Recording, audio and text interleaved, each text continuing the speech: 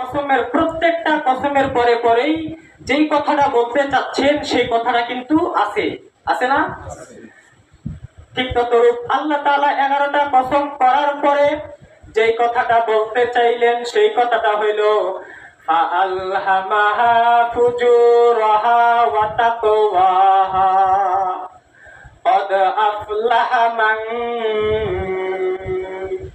قد أفلح من زكاها। আল্লাহ রাব্বুল আলামিন 11টা কসম করার পরে যেই কথাটা বলতে চাইলেন সেই কথাটা হলো ওই ব্যক্তি সফল হয়ে গেছে। قد أفلح, ওই ব্যক্তি সফল হয়ে গেছে যে ব্যক্তির আত্মাটা শুদ্ধ। মান যাক্কাহা, যে ব্যক্তি নিজেকে পবিত্র করেছে, যে ব্যক্তি নিজেকে আত্মশুদ্ধিতে রূপ দিয়েছে, ওই ব্যক্তিটা সফল। এই কথাটা বলার জন্য আল্লাহ তাআলা 11টা কসম করেছেন।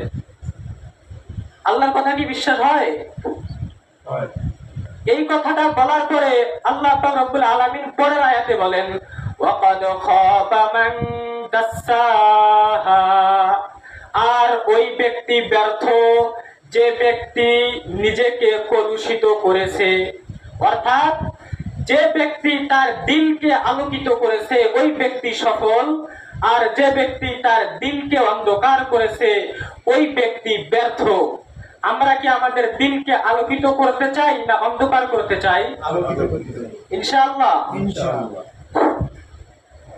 তা আমি আপনাদের সামনে যে উদাহরণটা দিলাম যে কেউ যদি কারোর কথা অস্বীকার করে তাহলে কসম বেড়ে যায়, তা আমি আপনাদের সামনে সর্বপ্রথম 11টা কসম শোনালাম এবং এখন শুনেন যে 11টা কসম এবং 11টা কসমের জবাব কি হতে পারে।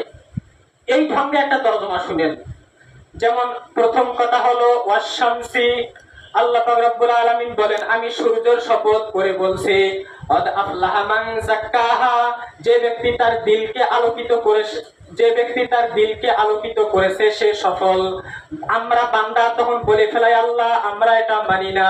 আল্লাহ পাক রব্বুল আলামিন দ্বিতীয় শপথ করে বলছেন, আল্লাহ পাক রব্বুল আলামিন আর দ্বিতীয় শপথ করেছেন ওয়ামা দুহাহা, এবং আমি সূর্যের আলোর শপথ করে বলছি কদ আফলাহা মান যাক্কাহা, যে ব্যক্তি তার দিলকে আলোকিত করেছে সে সফল।